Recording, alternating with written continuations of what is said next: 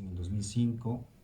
Obtuvo los grados de maestra en ciencias y doctora en ciencias en el Departamento de Control Automático del Centro de Investigación y de Estudios Avanzados del Instituto Politécnico Nacional.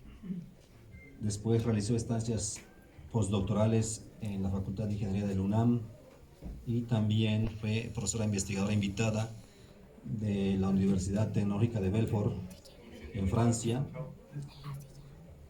La doctora Galván es miembro del Sistema Nacional de Investigadores, nivel 1. Como bien saben, es profesora de algunos de ustedes y espero que de todos. Sus intereses de investigación incluyen control, estabilidad, sistemas híbridos, sistemas robóticos y mecatrónicos, sistemas de potencia y sistemas de estructura variable. Tiene diversos proyectos de investigación avalados por la Secretaría de Investigación y otros de alcance internacional. En particular, su ponencia es sobre los modelizantes, una opción para crear sistemas robustos. Los modelizantes son una estrategia de control robusto que permiten diseñar sistemas insensibles a perturbaciones y fallas. Y en esta charla va a explorar su origen, la evolución y fundamentos que hacen que los modelizantes de primer y segundo orden sean una técnica avanzada que permite lidiar con estas situaciones. Va a analizar su aplicación en sistemas mecánicos, eléctricos, electrónicos e industriales. Va a destacar su papel para mejorar la estabilidad y el desempeño de tales sistemas. Pues muchas gracias por esta plática que seguramente va a ser de interés de muchos de nuestros estudiantes.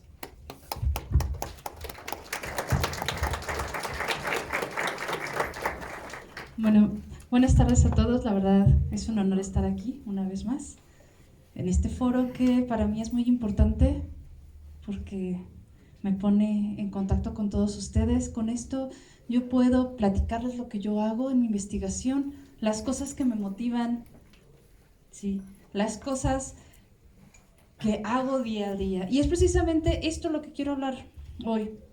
Más o menos, yo descubrí los modos deslizantes acabando mi doctorado, cuando inicié pues mi estancia postdoctoral en la UNAM, y que tuve esa fortuna. Y a partir de ahí me di cuenta que los modos deslizantes tienen un sinfín de aplicaciones. Y es precisamente de eso de lo que quiero hablar el día de hoy. Bueno, primero, ¿qué es el control? Hay muchos que son de primer ingreso, ¿no? Entonces, cuando ustedes escuchan control, pueden pensar que es esto, ¿vale? Pueden pensar que es eso, ¿vale? Pero pues la verdad es que no es eso. Cuando yo hablo de control, yo lo que hablo es de un algoritmo que se tiene que programar en un microcontrolador, ¿sí? Ese algoritmo que se programa viene siendo el cerebro de los sistemas. Nosotros podemos tener aplicaciones de control, por ejemplo, en un manipulador, un robot manipulador. Podemos tener algoritmos de control en un vehículo. Tenemos algoritmos de control en la industria farmacéutica, en los procesos industriales. Tenemos algoritmos de control en los drones. ¿Sí? Cuando uno ve los algoritmos de control, uno dice, bueno, pero es que muchos que ya han tomado la materia han de pensar, son puras matemáticas, ¿no? ¡Qué aburrido! Bueno, si nosotros analizamos todos los sistemas que tenemos en la vida diaria, son sistemas multidisciplinarios donde las diferentes disciplinas hacen sinergia para que eso funcione. Si nosotros observamos nuestro cuerpo, también hay muchas disciplinas que están actuando al mismo tiempo para que nosotros funcionemos, ¿no? Es así que nosotros tenemos la parte mecánica, ¿no? Donde, si nosotros vemos el robot manipulador, pues la parte mecánica, ¿sí?, son los motores, ¿no? Cómo está construido el motor, ¿no? Tenemos luego la parte electrónica, toda la parte de instrumentación, que permite a nosotros conocer cuáles son las fuerzas actuando en el robot manipulador, ¿vale? Pero cuando nosotros queremos que eso se mueva de forma autónoma, necesitamos dotar a los sistemas de un cerebro. Sin un cerebro no se pueden mover los sistemas de forma autónoma. Es ahí donde entran los algoritmos de control. A mí me gusta ver a los algoritmos de control como el cerebro de los sistemas. El cerebro que dota de autonomía a los sistemas, que les dice cómo se tienen que mover. Para mí esos son los algoritmos de control. Es el cerebro de todos los sistemas. ¿Vale? Entonces, vamos a ver esto, ¿no? Los que ya tomaron clase conmigo, pues ya conocen más o menos este diagramita, ¿no? Esto es un sistema en lazo cerrado, ¿no? Donde podríamos tener al hermanito de Gabriel por ahí, ¿sale? Que quiere tomar un baño, ¿vale? Entonces, nosotros si queremos tomar un baño necesitamos ajustar los manerales. Esos manerales, nosotros podemos sustituir los manerales por un actuador, una electroválvula. Nosotros tenemos un microcontrolador que va a estar tomando las acciones y va a tomar las decisiones de ese sistema. Nosotros usamos sensores y con esos sensores medimos la temperatura del agua. Esa temperatura del agua la comparamos con la temperatura ideal del baño, ¿sí? De Paquito, vamos a llamarle Paquito. Y entonces el microcontrolador decide cómo mover los actuadores, ¿vale? En ese microcontrolador, nosotros lo que tenemos son los algoritmos de control. Los algoritmos de control los vamos a tener programados en los microcontroladores. Y vamos a decir, es que entonces eso significa que nada más son arduinos. No, tenemos ECUs, tenemos microcontroladores de propósito específico, ¿no? Y tenemos los arduinos y todas las tarjetas de prototipado rápido. Y podemos hacer uso de toda esa tecnología, ¿sale? Muy bien. Entonces, vamos a ver. El propósito de esta plática era determinar por qué necesitamos sistemas robustos, ¿no? Vamos a ver ese ejemplo tan simple, ¿no? Es un péndulo invertido, ¿no? Es la escobita que tenemos en nuestra mano con la que jugamos, ¿no? Y nosotros tenemos que determinar cómo tenemos que mover al sistema. En este péndulo, nada más tenemos un motor que está en la base, ¿sí? El péndulo está subactuado, ¿no? Entonces está bailando. Y nosotros podemos mover ese motor para lograr que el péndulo se mantenga en posición vertical, ¿no? Como los misiles, cuando lanzamos misiles, ¿no? Pero ¿qué pasa si a ese motor tiene una perturbación? ¿A qué me refiero con esa perturbación? El motor estuvo trabajando mucho tiempo y ya se dañó. Y entonces, aunque nosotros le mandemos un cierto voltaje a ese motor, ya no va a reaccionar de la misma manera, ¿sale? Eso es una perturbación. Y entonces, cuando nosotros le ponemos una perturbación, pasa eso. Si se daña el actuador poquito, va a pasar eso. Y entonces, nosotros necesitamos generar sistemas robustos para asegurar que eso no pase, ¿sí? Porque ¿qué pasa si eso es un misil? Y nosotros estamos mandando un misil, ¿sí? Ahí a los vecinos del norte. Espero que no me vayan a correr después, ¿vale? Entonces, nosotros mandamos un misil, pero si por alguna razón algún componente está defectuoso y no nos dimos cuenta, pues puede pasar que ese misil caiga en mi casa. Y yo no quiero que caiga en mi casa, ¿verdad? Porque entonces va a afectar a mi familia. Y lo que no queremos es que nos afecten a nosotros, ¿no? Entonces, por eso es que necesitamos crear sistemas robustos. Bueno, y entonces, los modos deslizantes presentan una alternativa para poder crear y hacer a esos sistemas robustos, que cuando lleguen esas perturbaciones nos afecten o afecten al sistema lo menor posible. ¿Qué son los modos deslizantes? Vamos a ver. La idea original viene del desarrollo del profesor Filipov, ¿no? El profesor Filipov lo que hizo fue que decía, bueno, yo tengo una ecuación diferencial y esa ecuación diferencial es discontinua. ¿A qué nos referimos a que es discontinua? Que a lo mejor si nos vamos de este lado, vale 1, por ejemplo, tengo x punto igual a 1, pero si me muevo de este lado, x punto es igual a menos 1. Y entonces la dinámica de la ecuación diferencial cambia. Eso tiene pues varios problemas, porque al final de cuentas no tenemos una derivada que sea continua. Hay puntos en los que la derivada puede que no exista y en los que la derivada salta. Y entonces eso afecta las soluciones del sistema. Y eso lo estudió Filipov. Luego, el profesor Emelianov y el profesor Utkin tomaron estos resultados de ecuaciones diferenciales del lado derecho discontinuo y crearon lo que ahora conocemos como modos deslizantes o regímenes deslizantes, que a veces se conocen así. ¿Vale? Bueno, ¿y entonces qué pasa? Bueno, vamos a ver. Vamos a suponer, voy a volver a tomar a Gabriel de ejemplo, ¿no? Y entonces, Gabriel era jueves en la UPI, hubo pachanga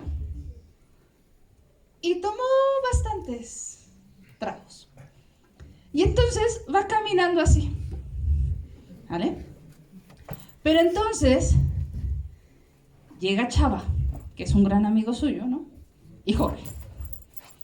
Y entonces, pues lo agarran y lo cargan, ¿no? ¿Y qué es lo que pasa? Cuando uno va con un amigo que está en estado inconveniente, pues traemos a dos amigos, uno de cada lado, ¿no? Y entonces, si nos vamos hacia un lado, el amigo lo empuja. Y si nos vamos del otro lado, el amigo que está del otro lado lo empuja, ¿no? Eso es lo que hacen los modos deslizantes. Fuerza bruta. ¿Sí? Yo quiero que mi sistema siga una línea recta. Y entonces, se está yendo un poquito a la izquierda, empújalo a la derecha. Se está yendo un poquito a la derecha, regrésalo. Y así vamos. Y entonces tenemos eso. Obviamente, si nosotros tenemos ese tipo de comportamiento y el paso de muestro es grande, pues vamos a tener este comportamiento de zigzag. Ese es, pues nada es gratis en la vida. Los modos deslizantes tenemos que pagar con algo que se denomina chattering.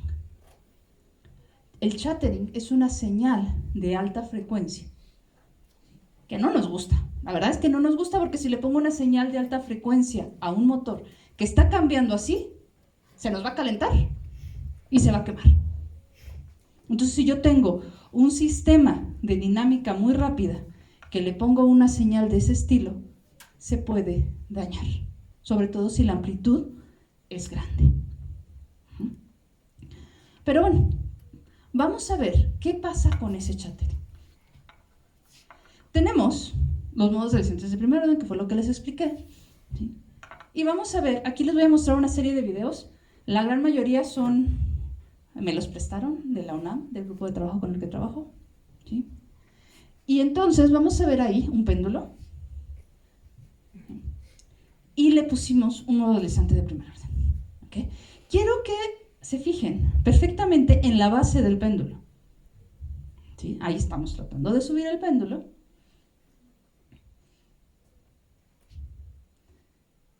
Y vean que incluso tuvimos que detenerlo. ¿Vale?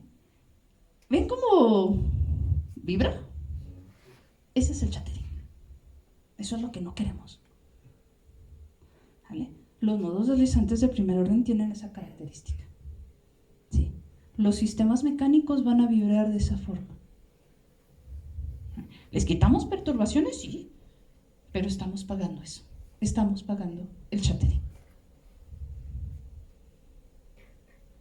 ¿Vale? Ok, pero, sin embargo, los modos deslizantes de primer orden se van a comportar muy bien en sistemas de potencia.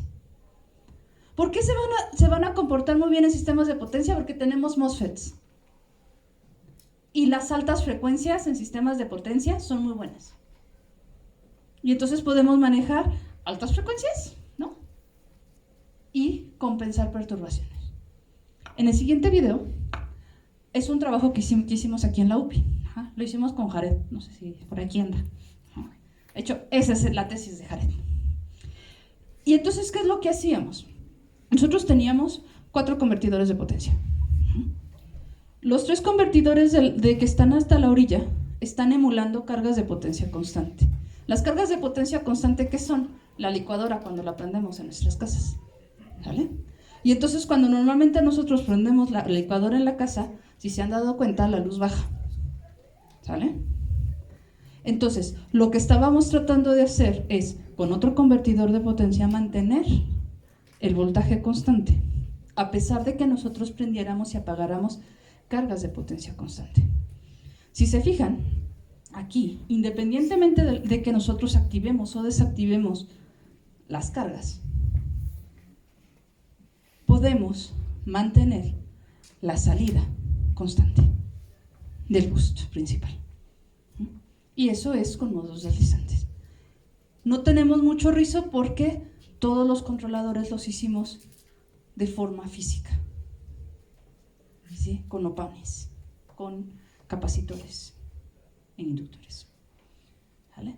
Entonces, al final de cuentas, ese controlador por modos deslizantes de primer orden puede ser que no funcione muy bien para un sistema mecánico, pero si lo ponemos en un sistema eléctrico, nos va a servir mucho, sobre todo si nuestro sistema es de estructura variable, como el caso de los convertidores de potencia. ¿Vale? Bueno, pero como todo, ha evolucionado. Entonces tenemos al profesor Friedman, un gran amigo, y el profesor Levant. Ellos trabajaron, ¿sí?, con el profesor Utkin y crearon empezaron con los modos deslizantes de segundo orden. Estos modos deslizantes de segundo orden tienen la característica de que disminuyen el castañeo y que algunos incluso pueden generar señales continuas de control.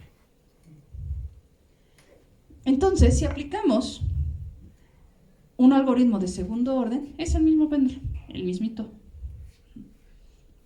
Y entonces, observen. Con los modos deslizantes de segundo orden, vean que la base ya no vibra.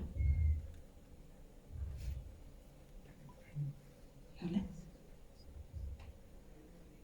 Tenemos perturbaciones que no afectan el desempeño del sistema.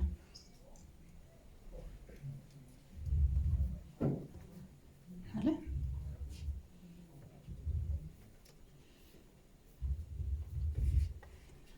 Muy bien. Y ahora, ¿son nada más péndulos o hay más ejemplos, no? Por ejemplo, podemos tener una grúa.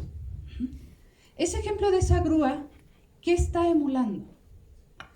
Está emulando un barco que está descargando mercancía en el mar. Entonces, si nosotros tenemos el barco y estamos en el mar, las olas van a estar moviendo al barco. Y si nosotros tenemos la grúa y la grúa está montada en el barco, las oscilaciones de las olas van a provocar que la carga oscile. Vean, ahí estamos, y observen la carga. Y si observan con cuidado, van a estar viendo que el pesito se empieza a mover. ¿Vale? Eso es una carga que estamos tratando de sacar del barco para llevarlo a otro barco o llevarlo al puerto. ¿Por qué no queremos que oscile? Porque puede tener una carga sensible. No, entonces nosotros necesitamos hacer y descargar las cosas de manera segura. ¿Vale? Bien, ahí está, ¿no? Y eso nada más es ocasionado por las olas, únicamente las olas. ¿Vale? Ahora, si le ponemos los modos deslizantes, ¿sí? Eso se hizo en una colaboración con el Sinvesta, con el doctor Collado. Y entonces observen que ahora, a pesar de que siguen las olas, nosotros podemos mover la carga de un lugar a otro y la carga ya no oscila, ¿sí? Con modos deslizantes. Hacemos al sistema robusto, ya no le afectan las olas. ¿Sale? Muy bien. Ahora, en una colaboración con la ESIME,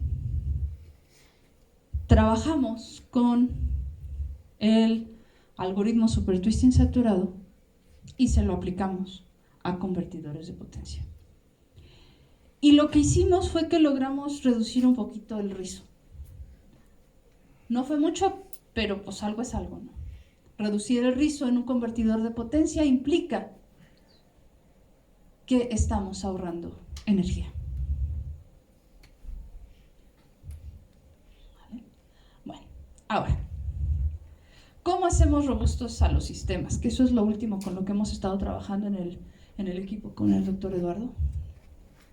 Y estamos usando lo que se denominan los modos deslizantes integrales.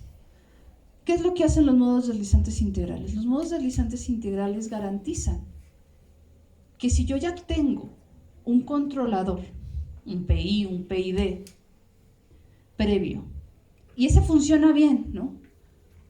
Ah, pero de repente ya no funciona tan bien. Ok, tengo de dos. Puedo comprar un nuevo controlador, ¿no? Ponérselo a la planta, arreglar todos los desperfectos que tenga la planta o hacerlo robusto. Y entonces para hacerlo robusto lo que hacemos es que le agregamos un lazo de control aquí. Que ese lazo de control lo único que va a hacer es que va a compensar las perturbaciones y va a hacer que el sistema se comporte como el sistema nominal, el sistema sin perturbaciones.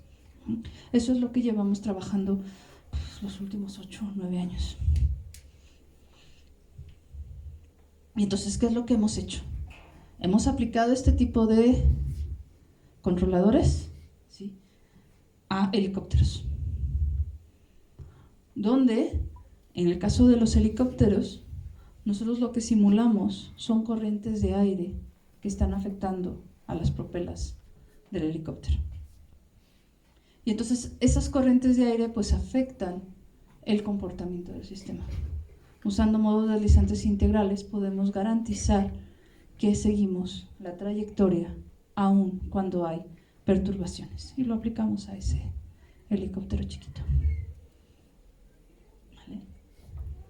Entonces, aquí teníamos, este era el comportamiento del helicóptero cuando le poníamos perturbaciones, y allá ya con los modos deslizantes. Y si se fijan, ese comportamiento y el anterior son igualitos.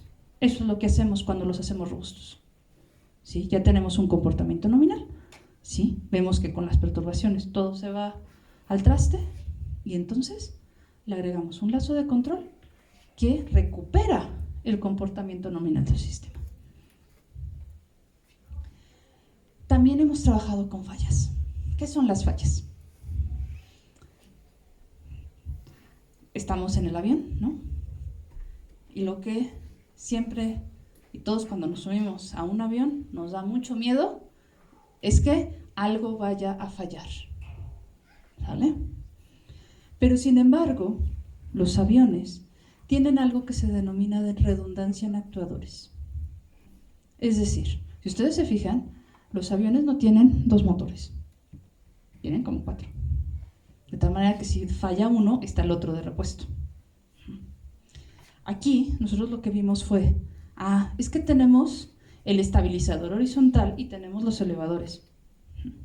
Si nosotros modificamos la cola de los aviones, podemos hacer que el estabilizador horizontal también se mueva. Eso significa que si pasa algo en el elevador que provoque que el elevador ya no se mueva adecuadamente, podemos seguir moviendo la colita. Y entonces tendríamos redundancia en esos actuadores. Estos son importantes cuando despegamos y aterrizamos, ¿vale? Que es donde hay la gran mayoría de los accidentes. Entonces, hicimos un trabajo en el cual, usando modos deslizantes integrales y una técnica que se denomina colocación del control, con lo cual nosotros definimos en qué momento se debe de activar qué control. Porque también, si yo tengo 5 actuadores, no los voy a poner a funcionar los 5 a la vez, ¿no? Eso es lo peor que podemos hacer, gastamos energía, ¿sí? Y además, estamos usando actuadores que están haciendo lo mismo y que en un momento dado, pues pueden dañarse. Si yo defino y pienso un poquito, puedo determinar cuál de esos actuadores puedo ir activando y en qué momento. Con lo cual, en el momento de que uno falle o uno empiece a fallar, entre el otro al quite. Pero eso me da mayor seguridad en el sistema. ¿Vale? Ok. Ahora, otro de los trabajos que hemos realizado ahí en el equipo fue en procesos industriales. Y ahí trabajamos con un controlador que se llama MPC, o Model Predictive Control. Ese como tal no lo van a ver ni en Meca ni en ISISA.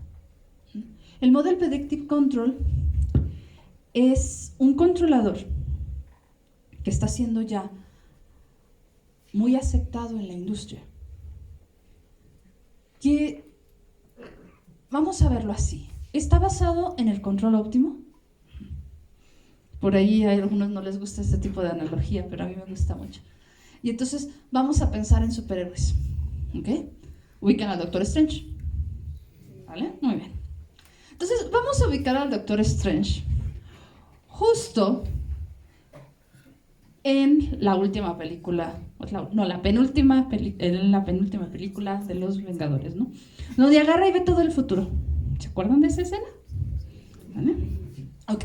Y entonces él ve todo el futuro, ve todos los posibles escenarios, ¿no? Y escoge el mejor, ¿cierto? Eso es el control óptimo. Yo tengo una posición inicial, ¿no? De ahí veo cómo podría evolucionar el sistema ante todas las posibles entradas de control y selecciono el mejor control que me garantice la minimización de la entrada de control, que minimice energía y que me asegure que sigo mi objetivo de control. Ok, entonces tenemos al Doctor Strange por acá. Y por el otro lado tenemos a Spider-Man. ¿Ok? Y entonces, si observamos a Spider-Man, ¿qué es lo que hace Spider-Man? Spider-Man está parado en un lugar, ¿no? Y él presiente que va a pasar algo en los próximos segundos. Él no necesita ver todo el futuro para tomar una decisión. Presintiendo con el sentido arácnido qué va a pasar en los siguientes segundos, él toma una decisión. Eso es el MPC. Yo estoy aquí. Yo sé que mi sistema está en esta posición. Y entonces, yo con mi sentido arácnido veo que si me puedo ir para acá, ¿qué pasa? Si me voy para acá, ¿qué pasa? Si me voy para acá, ¿qué pasa? Pero poquitos pasos en el tiempo, en el futuro. Un horizonte de tiempo finito. Y en base a eso, tomo mi decisión. Eso es el MPC. Estamos resolviendo problemas de optimización en un horizonte finito de tiempo cada paso que da mi sistema. ¿Sale? Entonces, nosotros tomamos ese MPC y lo aplicamos a procesos industriales. ¿Okay? Es decir, estamos haciendo cerveza. ¿Vale? El detalle de cuando tenemos sistemas de tanques es que la dinámica va a depender del nivel en el cual se encuentre cada uno de los tanques. Y entonces nosotros ahí lo que teníamos era un multimodelo. Es decir, un multimodelo es un sistema que puede ser representado por una familia de ecuaciones diferenciales, donde uno no sabe cuál es la ecuación diferencial que se está activando en ese momento. Y entonces lo que nosotros hicimos fue que agarramos y creamos un controlador robusto que funciona para toda la familia de ecuaciones diferenciales que me está representando a mi proceso industrial. Y lo hicimos robusto. Entonces no importa en qué nivel yo estoy trabajando, aquí simulamos diferentes, cada una de esas líneas, ¿sí?, es diferente punto de operación en el cual está funcionando el sistema, ¿no? Y a pesar de que estamos conmutando la ecuación diferencial, logramos la estabilidad del sistema. ¿Vale? Bueno, ¿y es todo? La verdad es que no. Esto sigue y sigue y sigue y sigue y sigue. Y los modos deslizantes siguen evolucionando y siguen evolucionando y siguen evolucionando. Y seguimos trabajando y encontrando cosas nuevas. ¿Cuántos algoritmos de por modos deslizantes existen y que les podría estar hablando de aquí? Un montón. Tenemos modos deslizantes, tenemos modos deslizantes de alto orden. Tenemos modos deslizantes que se están uniendo con la inteligencia artificial para controlar sistemas. Tenemos observadores, tenemos rechazo activo de perturbaciones y la lista sigue y sigue y sigue y sigue. Hasta ahorita, ¿qué van? Teníamos modos deslizantes de primer orden. Luego teníamos modos deslizantes de segundo orden, pero que seguían generando señales discontinuas. Luego llegó el algoritmo supertwisting, que es un modo deslizante de segundo orden, pero que genera señales continuas. De ahí nos fuimos a tercer orden, luego cuarto, quinto, todos discontinuos. Y luego hay que hacerlos continuos. Y ahorita, últimamente, ¿qué están haciendo? Es que espérate, ¿tienes una señal continua? Sí. ¿Estás rechazando perturbaciones? Sí. Pero necesito saturar. ¿Qué hago? Están saliendo la nueva generación de algoritmos, son algoritmos saturados. Tenemos algoritmos de convergencia prescrita, algoritmos de convergencia en tiempo fijo, y la lista sigue y sigue y sigue. Y lo que me da más orgullo es que la gran mayoría de los investigadores que están trabajando en esta área son mexicanos, y que hay un grupo muy fuerte de mexicanos que están trabajando en todas las universidades de México en este tipo de algoritmos, ¿sí? Resolviendo los problemas que cada uno pues no logra resolver, y que vamos avanzando para resolver cada vez más problemas. ¿Vale? En particular, pues quiero aprovechar para invitarlos, ¿no?, a unirse al grupo de trabajo que estamos trabajando, ¿sí? Actualmente estamos yéndonos en dos vertientes. Uno, sistemas automotrices, con lo que es autonomía, y sistemas de potencia, vehículos eléctricos. Y por el otro lado estamos viendo aplicaciones en robótica, control de fuerza en robots manipuladores, robótica suave. Y entonces pues quiero aprovechar para invitarlos a todos a que se unan al equipo. Gracias.